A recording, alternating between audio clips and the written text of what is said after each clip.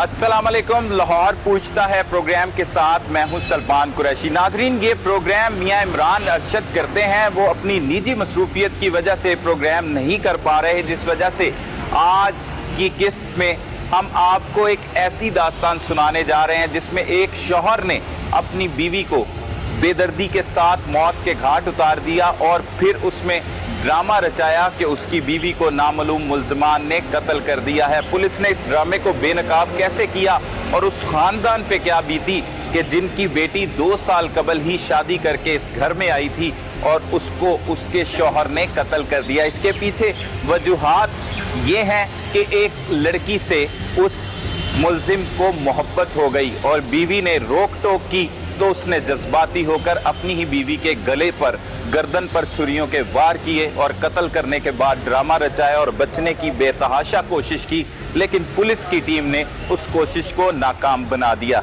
सबसे पहले रुख करते हैं उस गमज़दा खानदान की तरफ जिन पर क़यामत टूटी और जिनकी बेटी को कत्ल कर दिया गया।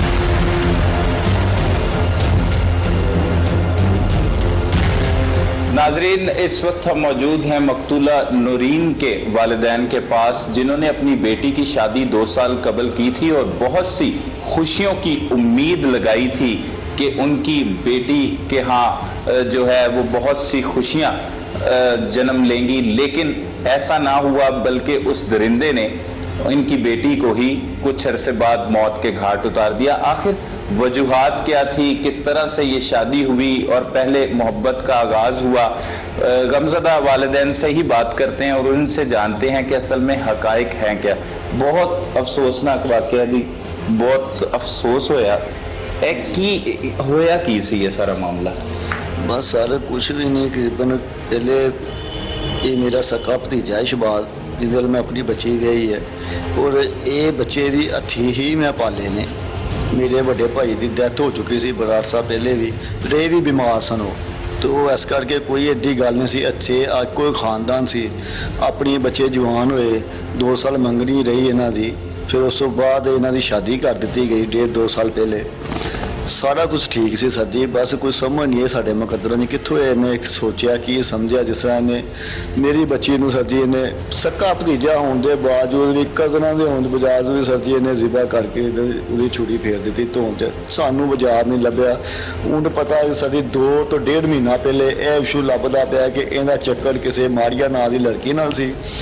उहदे सर जी चक्करां च आके ना 1-2 बारी इन्हां दी खै बैख होई है, तो उहदे तो सर जी इन्हें ना कदम चुकया सारे नाल। नहीं जिन्हें हर शय भुल गया, ना इन्हें खानदान वेख्या, ना इन्हें किसी का चाचे का ख्याल वेख्या, जिन्हें प्योवां तो वध इन्होंने साथ दिता पालिया, ना कुछ इन्हें कोई चीज़, सब कुछ ना हो गया सर उन्हें। बड़ा अफसोसनाक वाक़या है। पहले भी मोहब्बत की शादी की सी बच्ची ने? सर जी नहीं, ये मुहब्बत नहीं सी, साडी खानदानी आपस मेरे बड़े भाई की ख्वाहिश सी कि यार असीं दोवें भरा रल जाइए तो मैनू नूरीन मैं अपनी नूंह बनानी है।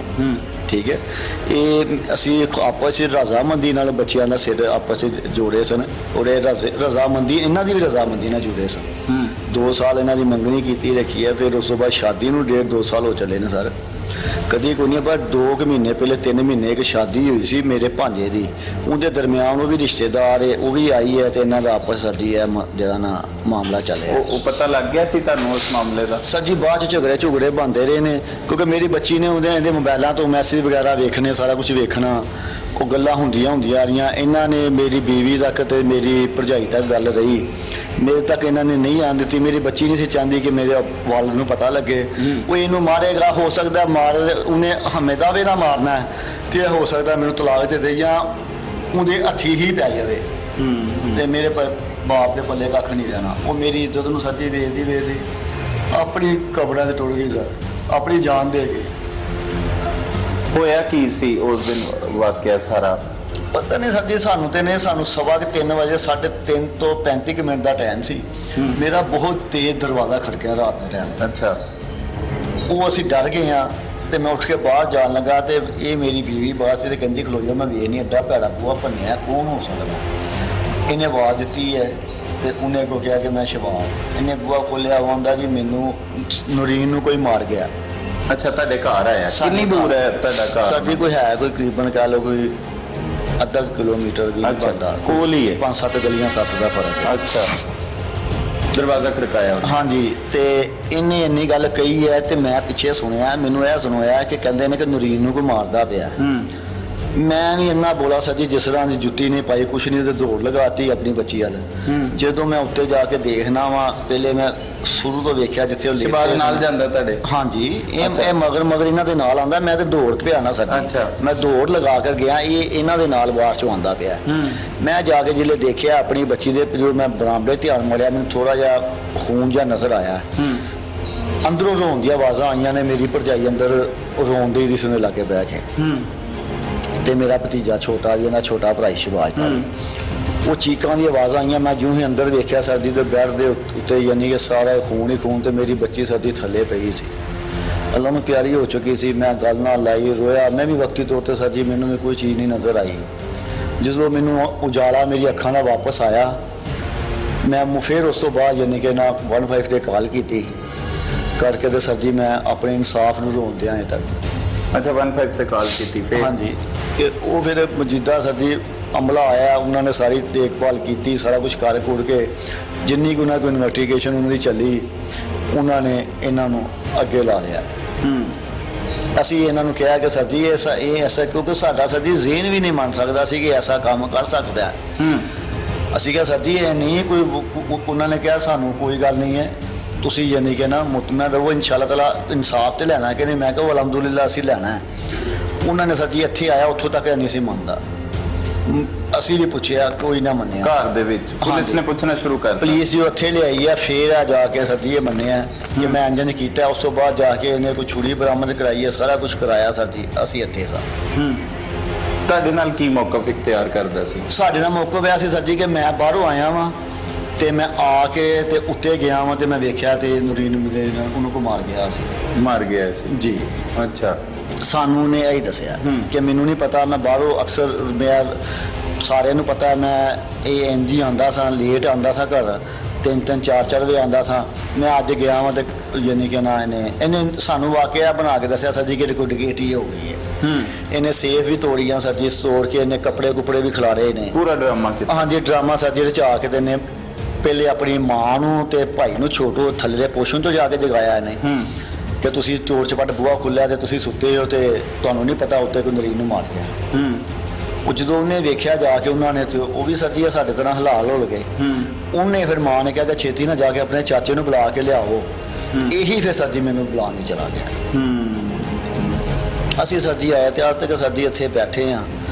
ਅੱਲਾ ਦੀ ਜ਼ਾਤ ਦੇ ਅੱਗੇ ਦੁਆ ਪੇ ਕਰਦੇ ਹਾਂ, ਇਹਨੂੰ ਕਰੇ ਕਿ ਇਹਦੀ ਸਜ਼ਾ ਤੱਕ ਪਹੁੰਚਾਇਆ ਜਾਵੇ, ਉਸ ਔਰਤ ਨੂੰ ਵੀ ਤੇ ਇਹਨੂੰ ਵੀ। ਕਿਉਂਕਿ ਉਹਦੇ ਕਹਿਣ ਤੇ ਸਰ ਜੀ ਇਹਨੇ ਸਾਡੀ ਬੱਚੀ ਮਾਰੀ ਹੈ।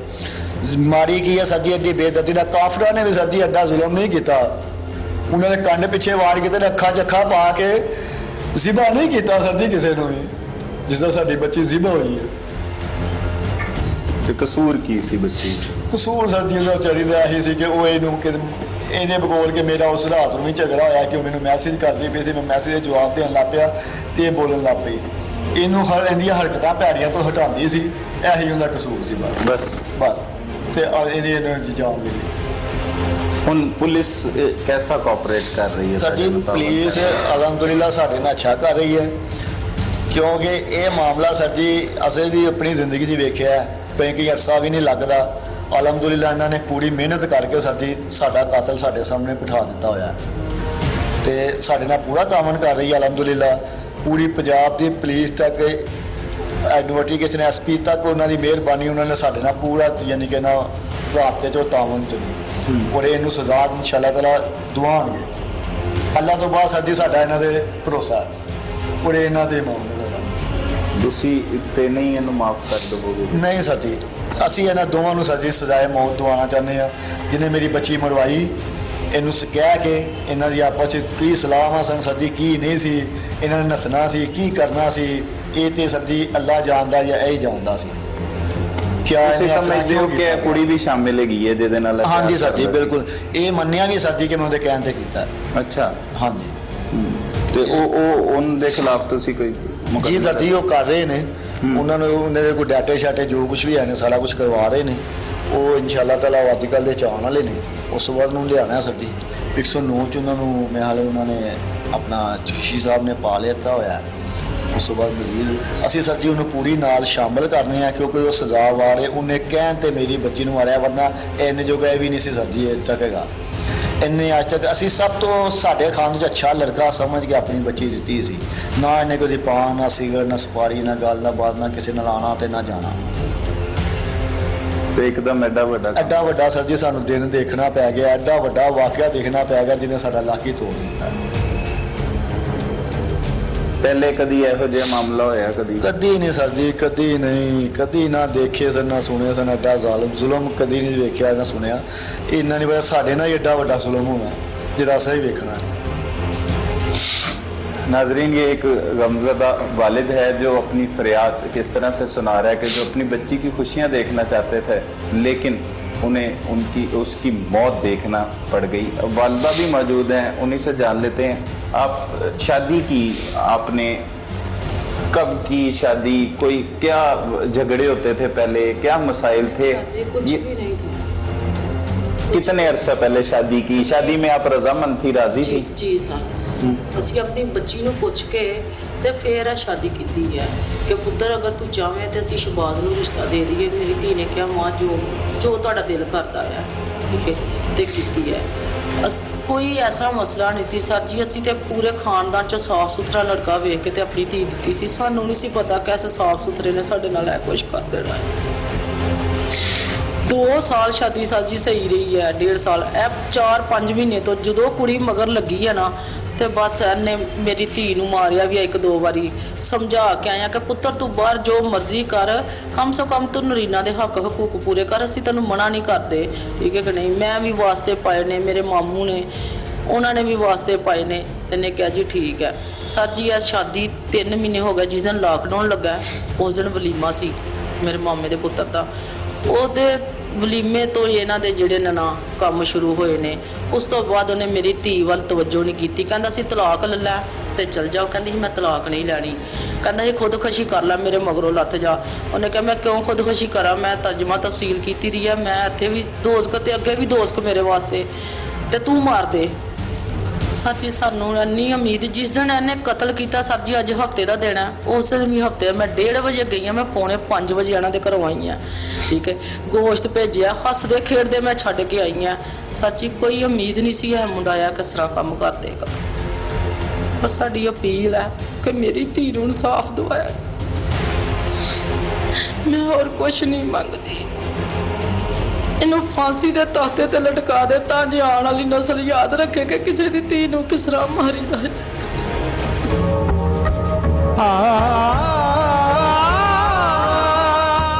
ਉਸ ਕੁੜੀ ਨੂੰ ਵੀ ਚੁੱਕਣ, ਉਹਨੂੰ ਵੀ ਪਤਾ ਲੱਗੇ ਕਿ ਕਿਸੇ ਦੇ ਘਰ ਕਿਸ ਤਰ੍ਹਾਂ ਝਾੜੀ ਦੇ ਨੇ। ਮੇਰੀ ਧੀ ਸੀ ਵੱਡੀ ਸਰ ਜੀ, ਬੜੀ ਸੱਜਲ ਤੇ ਬੜੀ ਸੁੱਚੀ ਧੀ ਸੀ। ਸੱਸ ਕਮੇਟੀਆਂ 2-2 3-3 ਲੱਖ ਦੀਆਂ ਪਾਣੀਆਂ ਮੇਰੀ ਧੀ ਕੋਲ ਪੈਸੇ ਰਹਿਣੇ।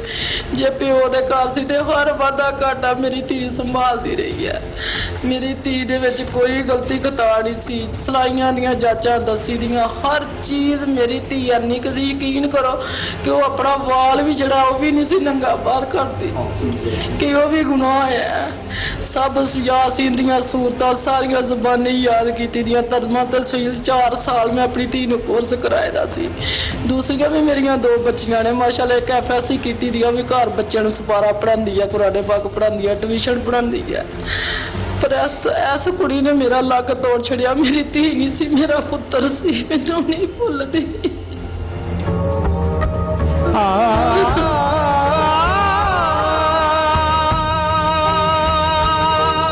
ਚੀਜ਼ ਸਰ ਜੀ ਦਾ ਸ਼ੁਭਰਾਤਾ ਚੈਰੀ ਪਲਾਜ਼ੇ 'ਚ ਇਸ ਮੁੰਡੇ ਨੂੰ ਮੈਂ ਸ਼ਾਪਨਾ ਕਰਾੜੀਆਂ 20,000 ਦੀਆਂ।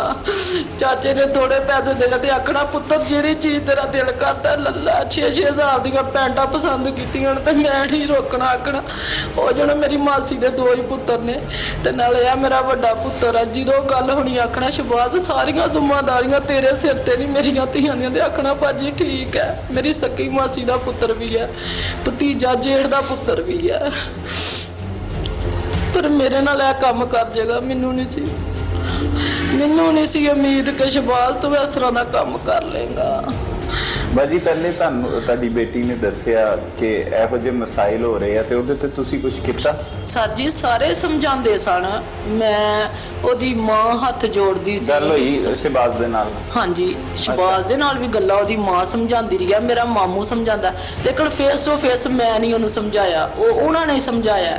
ਛੋਟੀ ਮੇਰੀ ਭੈਣ ਆ, ਅਸੀਂ ਦੋਵੇਂ ਭੈਣਾਂ ਇੱਕੋ ਹੀ ਘਰ ਆ, ਤੇ ਮਾਸੀ ਵੀ, ਦਰਾਣੀਆਂ ਜਠਾਣੀਆਂ ਨਾਲੇ ਮਾਸੀ ਭੜੇਵੀਂ ਆ, ਸਮਝਾਉਂਦੇ ਰਿਹਾ, ਸਾਰਾ ਕੁਝ ਕਰਦੇ ਰਿਹਾ। ਤੁਹਾਡੀ ਸਿਸਟਰ ਹੈ ਇਹਦੀ ਵਾਲਦਾ? ਤੇ ਸੱਕੀ ਮਾਸੀ ਹੈ। ਅੱਛਾ, ਮਾਸੀ ਹੈ। ਸਮਝਾਣਾ ਤੇ ਵਾਵਾ ਕੋ 15 ਕੁ ਦਿਨ ਹੋ ਗਏ ਨੇ ਸਰ ਜੀ, ਇਹ ਹਟ ਗਏ ਦਾ ਸੀ ਹਰ ਚੀਜ਼ ਤੋਂ। ਸਾਰਿਆਂ ਤੇ ਪਿਆਰ ਦੀ ਪੱਟੀ ਬੰਨ ਦਿੱਤੀ ਦੀ ਸੀ ਕਿ ਮੈਂ ਬਸ ਹੁਣ ਕੁਛ ਨਹੀਂ, ਮੈਂ ਗਲਤ ਨਹੀਂ ਹੈਗਾ, ਮੈਂ ਨਰੀਨਾ ਨਾਲ ਹੀ ਸਹੀ ਆ। ਪਰ ਇਹ ਕੰਮ ਵਿਖਾ ਦੇਗਾ ਯਕਦਮ। ਸਰ ਜੀ ਉਹਨੇ ਛੁੱਟੀ ਕੀਤੀ ਦੀ ਸੀ ਹਫਤੇ ਦੀ, ਆਖਰ ਉਹਦਾ ਕੁਛ ਤੇ ਪਲਾਨ ਹੋਏਗਾ ਜਿਹਨੇ ਛੁੱਟੀ ਕੀਤੀ ਸੀ, ਠੀਕ ਹੈ।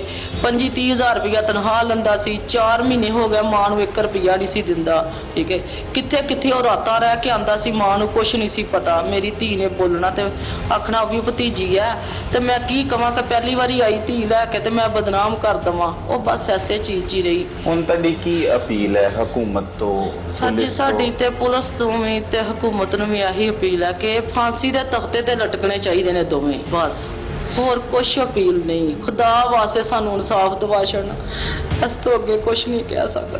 किस तरह से एक जुनूनी आशिक ने अपनी बीवी को दूसरी खातून के पीछे लगकर कत्ल किया, ये तमाम तर तफसीलात जानिए आपने उन वालिदैन की ज़ुबानी जिन्होंने अपनी बेटी की शादी सिर्फ 2 साल कबल ही शहबाज से की थी, लेकिन शहबाज ने किस तरह से उनको इसका एक खौफनाक भयानक तोहफा दिया और उनकी बेटी को ही कत्ल कर दिया। अब तमाम तर तफसीलात जानते हैं इंचार्ज इन्वेस्टिगेशन से कि किस तरह से पुलिस इस केस की तफ्तीश कर रही है और मुलजिम को कैसे गिरफ्तार किया गया।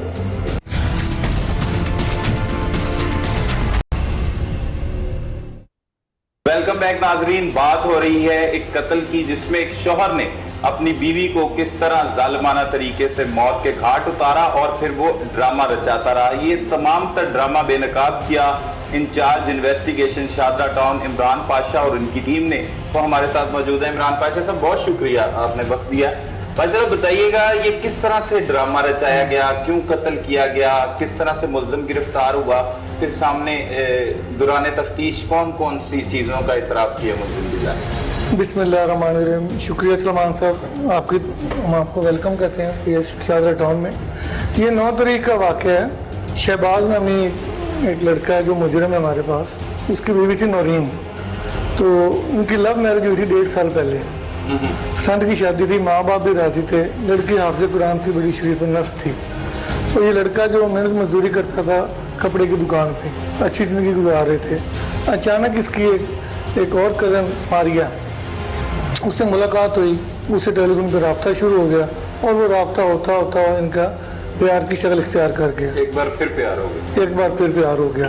घर वालों को पता चल गया, इवन के जो लड़की की वालदैन है उनको पता चल गया और उसके लड़के की वालदा को पता चल गया। उन्होंने इंसिस्ट किया कि तुम ये ऐसा काम ना करो, वो हमारी कज़न है, बच्ची है।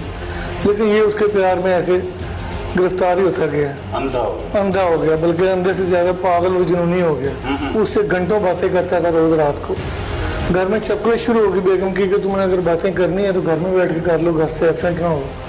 इस बात पे इसकी चपकश बढ़ती गई। एक रात ऐसे बात हुई कि ये बाहर से बात करके आया और बात करने के बाद फिर घर गया, फिर उसका फ़ोन आ गया तो ये फिर बाहर जाने लगा। तो उसकी बेगम ने रोका कि तुम बाहर नहीं जा सकते। ये उसके बस प्यार में इतना अंधा और पागल था और जुनूनी हो गया।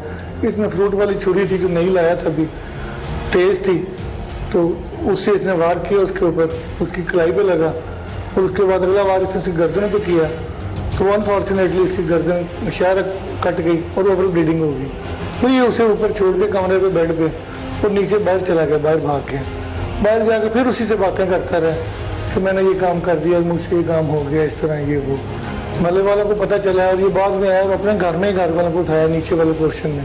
एक इसका भाई है छोटा और वालदा के ऊपर मेरी बेगम को कोई नामालूम कत्ल करके चला गया। इस तरह पुलिस बड़ी कन्फ्यूजन का शिकार हो गई। तो तमाम हक़ाइक़ को देखा, तफ्तीश शुरू हुई, FIR हुई। तो आप यकीन करें जो मुद्दई है, जो इसकी खाला भी लगती है, उसे पक्का यकीन था कि ये मेरा बेटी का कातिल नहीं है। अच्छा, बिल्कुल इस हद तक यकीन? इस हद तक यकीन, बल्कि उसने इसे पहले ऑफर किया FIR करवाने से पहले कि अगर तुम नहीं हो तो, अगर तुम हो तो मैंने तुम्हें कत्ल माफ़ किया, बस बता दो मुझे आप। अच्छा, लेकिन ये इसने उसके आगे भी कसम खाई कि मैं तो कातिल नहीं हूँ, कोई नामालूम मार के गए। फिर हमने यही समझा सब ने यही, फिर हमने FIR दी। फिर हमारे SSP साहब जियान असगर साहब हैं, नामालूम अफराद के खिलाफ जी नामालूम के खिलाफ। किसकी मदयत में ये FIR होगी? जी ये इसकी वालिद मज़र जो नूरीन बीबी जो मकतूला है ना, मकतूला के वालिद, वो जो मज़र वो इसका चचा भी है, कातिल का चचा है, मकतूला का वालिद है। हाँ जी। तो फिर इसकी तलाश शुरू होगी, इसको ट्रेस किया गया, पकड़ा गया। फिर इसकी जब इंटेरोगेशन हुई तब इसने इंकशाफ किया। तो इस दौरान आपको कैसे पता लगा, शक गुजरा? पहले ही सूरत हाल जब जाए वकुआ का विजिट किया तभी समझ आ गई थी कि ये कातिल जो है वो घर का ही हो सकता है? जी सलमान साहब, उसमें एविडेंस कलेक्शन होती सबसे पहले। जब PFS से रिपोर्ट्स आ गई, PFS से वाले आए, कलेक्शन की एविडेंस की, वहाँ हमारे पास बाकी क्लू तो थे ही, लेकिन एक क्लू था इसने एक चप्पल पहनी हुई थी। अच्छा, वहाँ चप्पल का निशान था ब्लीडिंग पे। ब्लीडिंग की बात ये होती है, ब्लीडिंग तो 10-15 मिनट बाद वो फ्रीज हो जाती है, फिर उसको आप जितना मर्जी खुरच लें, जाम करें, उस पर निशान नहीं पड़ता। हालांकि बाकी हम साहब उस डेड बॉडी के पास गए थे, लेकिन निशान सिर्फ इसकी चप्पल का था। वो चप्पल इसने पहनी हुई थी ताज़ा जब खून था तो हाँ जी। वो जब हमने उसका एग्जामिन किया फोटोग्राफ का और इसकी चप्पल का, वो चप्पल का जो तला था वो उसके साथ मैच कर गया। एक तो ये सबसे बड़ी एविडेंस ये थी। ठीक है। दूसरी ये थी कि बाहर से किसी बंदे के आने की कोई हमें शवाहिद नहीं मिले। अगर कोई आउटसाइडर हो तो वो पता चल जाता है कि कोई दरवाज़ा टूटा है या खिड़की टूटी है या रेजिस्टेंस हुई है। तो एक ये एविडेंस थी। और तीसरी बात ये, जब हकीकत होती है तो वो मेहनत करने के बाद अल्लाह ताला ने कामयाबी दी हमें, और तो ये सारा इंकशाफ हुआ, इसको ट्रेस किया, फिर अल्लाह का तलब बरामद हुआ इसका। किस तरह, मतलब कितने दिन में आपने ये सारी बात ट्रेस कर ली? देखिए काम तो उसी वक्त शुरू हो गया था, तो लेकिन विद इन वीक ये मतलब हमें ट्रेस तो ही हो गया था, लेकिन इसको हमने एडमिट करवाना था, और एडमिट करवाना था एविडेंस बेस। ये रहा मतलब इसने तदफीन में भी हिस्सा लिया या उस दौरान ज़ेरे हिरासत था? ये नहीं, तदफीन में हिस्सा इसने नहीं लिया, लेकिन तदफीन से पहले दाएं बाएं फिरता रहा, कभी नहर पे जा, कभी किसी को कहा कि ये हो गया, ये वो हो गया। तो उस वक्त तो अपने आप को इनोसेंट शो कर रहा था। तो जब एक 2-4 दिन में इसकी तफ्तीश हुई है, फिर हर चीज़ बाहर आ गई इसकी, फिर इसने एडमिट किया, एविडेंस के साथ अपने जो हाल कत्ल था वो बरामद करवाया, और माना है कि मुझसे गलती होगी, मैंने जज्बात में आके ऐसे कर लिया। और इसके अलावा CDR हमने ली है, कॉल डिटेल, वो उस लड़की के साथ इसका रब्ता था मुसलसल, पहले भी, मरने से पहले और मरने के बाद फौरी भी। और इसके अलावा फिर वो भी इसमें तदफीन में नहीं आई, हालांकि वो भी इनकी रिलेटिव थी। तो ये हमारे पास गिरफ्तार है, तफ्तीश इसकी हो रही है। तो अभी उसको अभी नामजद करना है इनके वालिदैन ने, तो अगर वो कर दिया तो फिर उसको भी कानून के मुताबिक अमली जमा पहनाएंगे। अभी नामजद किससे करना है? कातिल तो गिरफ्तार? हाँ जी, नहीं, वो जो मारिया लड़की है, हम पुलिस का और जो मुद्दई का शुबा ये है कि उसका मशवरा शामिल है 109 में, उसे 109 में, क्योंकि उस हमें ये पता चला कि इसने उसे यही कहा कि मैंने हमारे जो रास्ते की रुकावट खत्म कर दी है, क्योंकि ऑब्वियसली यही उसके रास्ते की रुकावट, क्योंकि पहले भी बात कर रहा था और कत्ल की वारदात के बाद भी बात भी कर रहा था, और उसे इसने बताया कि मैंने ये काम कर लिया है। अब वो मजीद उनकी दरख्वास्त में जब आप शामिल करेंगे तो फिर उसकी गिरफ्तारी के लिए जी डेफिनेटली ऐसे तरह एविडेंस कलेक्शन होगी तो क्रिएशन के बाद उसको हम गिरफ्तार करेंगे। तो अब इतराफ जुर्म करता है? जी, इतराफ जुर्म भी किया उसने, और आला कत्ल भी बरामद करवा दिया, और वो अपने किए हुए नादाम भी है। तो जिस तरह से ये FIR दर्ज हुई, वालिद मुद्दई है, मुलजिम गिरफ्तार हो चुका है, इतराफ जुर्म भी कर चुका है, क्या उससे उसके किए की सजा मिलेगी? पाशा साहब, अक्सर औकात ये होता है कि मुलजमान इस चीज़ का फ़ायदा उठाते हैं, आपके सामने इतराफ जुर्म करने के बाद अदालत में जो है वो मुकर जाते हैं। जी सलमान भाई, उसमें ये हमारे सिस्टम में ये जो मुलजमान है ये इस बात का फ़ायदा जरूर उठाते हैं, लेकिन हम बात कर रहे हैं पुलिस का काम है कलेक्शन ऑफ एविडेंस, इसी को हम इन्वेस्टिगेशन करते हैं। हमने एविडेंस बेस पे इसको गुनाहगार ठहराया है। एक तो उसका एडमिशन है, उसने कन्फेशन की है, वो तो चलो पुलिस के सामने हो सकता है, लेकिन जिसने अल्लाह कत्ल बरामद कराया और जो दीगर शवाहिद हैं इसकी मौजूदगी उधर है, इसकी CDR ली है, इसकी और इसकी बेगम की मौजूदगी उधर है, और कोई बंदा उधर आया नहीं है, और इसके स्वैब लिए गए हैं, हमने उधर से PFSA में लेबॉर्ट्री में भेजे हैं, खून की सैम्पलिंग भेजी है, और इसका जो जूता है वो भेजा है। तो वो सारी चीज़ें मैच करेंगी तो इंशाल्लाह ये इससे सजा होगी। जी बिल्कुल, सजा होनी चाहिए। हमारे साथ इमरान पाशा साहब इंचार्ज इन्वेस्टिगेशन शादरा टाउन मौजूद थे, जिनसे इस कत्ल के बारे में तमाम तफसीलात जानी कि किस तरह से सफाक कातिल ने अपनी बीवी को कत्ल करने के बाद ड्रामा रचाया, लेकिन पुलिस ने कुछ ही देर बाद, कुछ ही दिनों में उस ड्रामे को बेनकाब कर दिया और मुलजिम को गिरफ्तार कर लिया। बाला कत्ल भी बरामद है। अब रुख करते हैं उस मुलजिम की जानिब जिसने अपनी बीवी को दूसरी शादी की वजह से मौत के घाट उतार दिया। वो किस तरह से अपने बयानात तब्दील कर रहा है या क्या अपना मौक़िफ़ इख्तियार करता है, वो आपको सुनाते हैं। झगड़ा हो गया था, क्या झगड़ा हुआ था? फ़ोन पे किसी लड़की से बात करता था तो वो मुझे मना करती थी बात करने से। अच्छा। कुछ दिन मना किया, उसके बाद मैं बाज नहीं आया। अच्छा। मेरे साथ झगड़ा हो गया। झगड़े को दौरान गुस्सा ज़्यादा आ गया तो मैंने छुरी फूट के गले पे मार दी उसके। जान से मार दिया उसे। जान से मार दिया। अच्छा, किसके साथ बात करते थे? रिश्तेदार हमारी कज़न है मेरे। अच्छा, कि ये जो नूरीन है आपकी वाइफ जिसे कत्ल किया है, जी। कितने अरसा पहले शादी हुई? 2 साल पहले शादी हुई थी हमारी। अच्छा, लव मैरिज थी, अरेंज मैरिज? लव मैरिज थी। अच्छा, प्यार की शादी? जी। कैसे हुआ था प्यार? रिश्तेदार थे हमारे, बचपन से एक दूसरे को जानते हैं, प्यार करते थे। अच्छा। तो एक वक्त आया कि प्यार ज़्यादा बढ़ गया तो घर वालों ने सोचा शादी कर दे, तो शादी कर दी हमारी। ठीक है। हमारी रजामंदी के साथ हुई थी दोनों की। लव मैरिज हुई थी हमारी। हाँ जी। लव मैरिज हुई थी। जी। तो बहुत प्यार करते थे उससे? जी। फिर उसके प्यार के वो भी प्यार करती थी? जी। तो प्यार का सिला उसे क्या दिया? मौत? बस गलती होगी, इंसान से गलती होती है। अच्छा, प्यार की शादी की, उसके बाद दूसरा प्यार हो गया। प्यार कैसे हुआ दूसरा?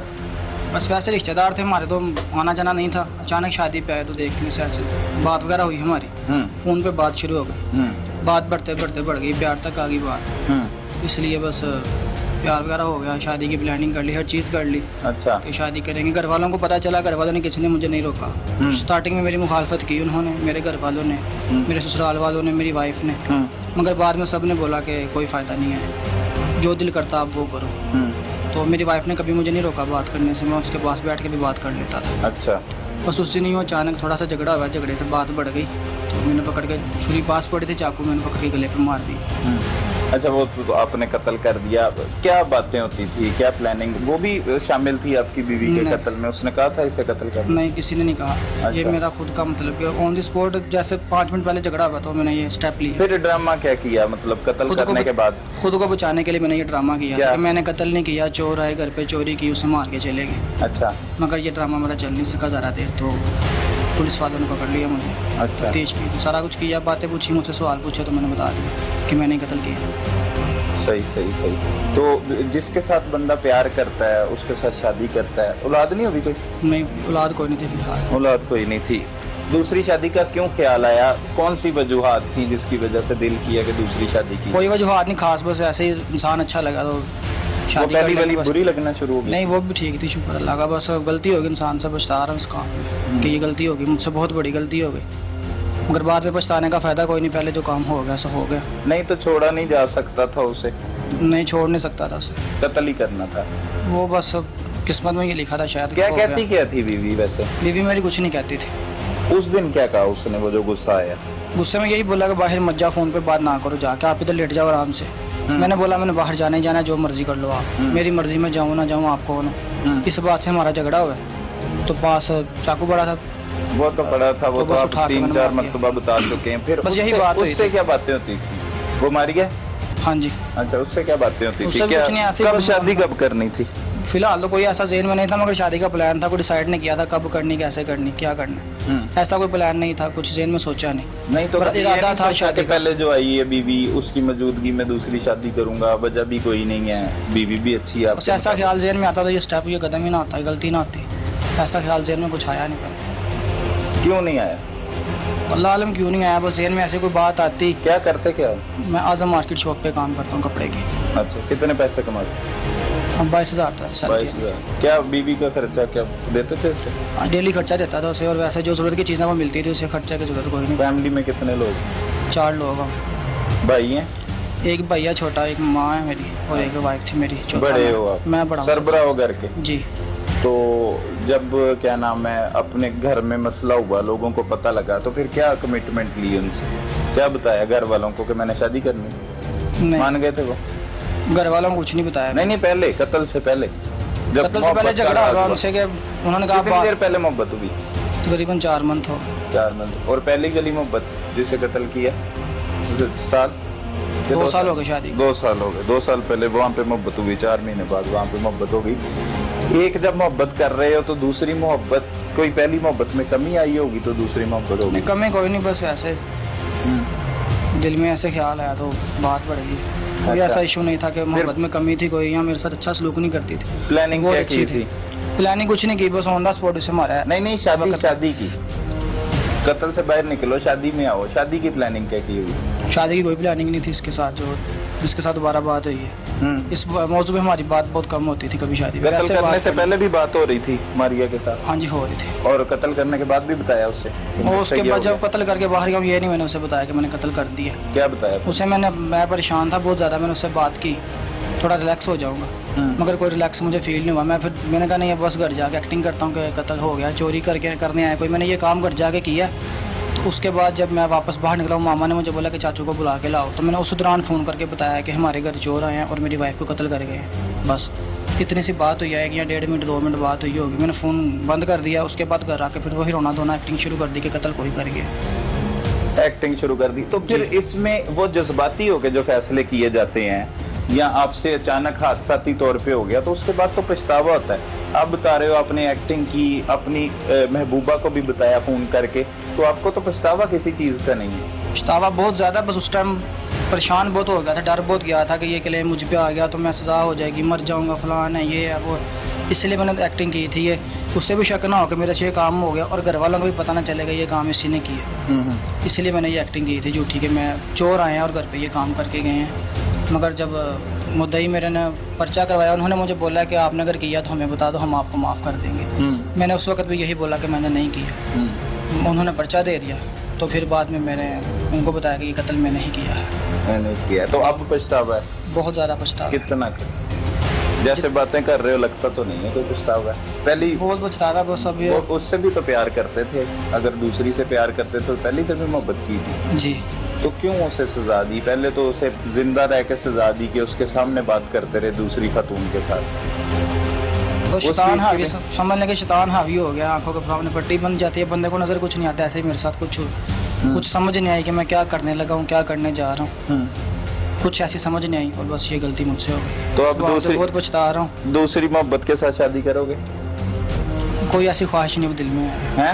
कोई ख्वाहिश नहीं है दिल में भी शादी करने की या कुछ करने की। अच्छा, अगर अल्लाह पाक ने माफ़ कर दिया तो बस मेरे लिए यही काफ़ी है। अच्छा, वो कैसे माफ़ी होगी आपको? बस अल्लाह से दुआ करते हैं, नमाज पढ़ के अल्लाह पाक माफ़ कर दे। गलती इंसान से ही होती है। अच्छा, बस इस बात की पछतावा है कि बस माफ़ी मिल जाए। क्या सजा क्या होनी चाहिए वैसे जो काम किया है? अपनी बीवी को कत्ल कर दिया, ड्रामा रचाया उसके बाद, और जितनी वो सजा मिले कम है, कोई इसकी सजा की हद नहीं, जितनी मिले वही कम। कत्ल की सजा क्या होती है? सजाए मौत है, सजाए मौत ही मिल जाए तो अच्छी। सजाए मौत मिलनी चाहिए जी। तो वो मारिया से शादी नहीं करनी? नहीं कोई ऐसा तो वो दूसरी मोहब्बत का क्या बनेगा फिर?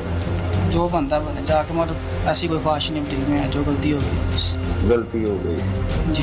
क्या मैसेज दोगे? लोग देख रहे हैं, मतलब जो प्यार की मैसेज शादी, देखने वाले सब को समझ आ जाएगी कि क्या गलती किसने की है, क्या हुआ है, समझ जाएंगे। समझने वाले लोग, मैंने क्या मैसेज देना है। बस अल्लाह पाक सबको नेकी की हिदायत दे, इन कामों से दूर रखे। अब पछतावा है बहुत ज़्यादा।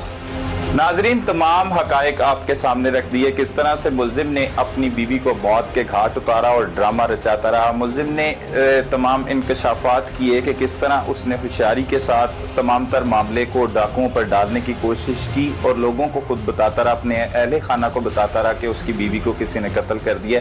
पहली मोहब्बत की शादी थी और 2 साल इस शादी को गुजरे थे कि उसका भयानक अंजाम सामने आया। आजकल की नौजवान नस्ल ज़्यादातर लव मैरिज पर यकीन रखती है, तो लव मैरिज के ऐसे भयानक अंजाम जो हैं वो सामने आते रहते हैं और कुछ ही अरसे बाद वो प्यार ख़त्म होकर दूसरी मोहब्बत की शक्ल इख्तियार कर लेता है। तो खुदारा अपने जो ऐसे ज़िंदगी के फ़ैसले हैं जिसमें ज़िंदगी भर एक दूसरे के साथ गुजारनी है, अपने वालिदैन के फ़ैसले, अपने बड़ों के फ़ैसलों पर अमल करें, ना कि इस तरह के फ़ैसले किए जाएं जैसे कि शहबाज ने अपनी पहली मोहब्बत को मौत के घाट उतार के दूसरी मोहब्बत को गले लगाने की कोशिश की। ना वो अपनी दूसरी मोहब्बत को हासिल कर सका और पहली मोहब्बत को अपने हाथों ही उसने मौत के घाट उतार दिया। तो इस तमाम तर सूरत हाल से बचने के लिए तहम्मुल, सब्र और बर्दाश्त से काम लिया जाए और अपने वालिदैन के मशवरे के साथ तमाम तर ऐसे फैसले लिए जाएं ताकि ऐसे खौफनाक भयानक अंजाम ना निकल सके। अपने मेज़बान सलमान कुरैशी को इजाज़त दीजिए। अल्लाह निगहबान।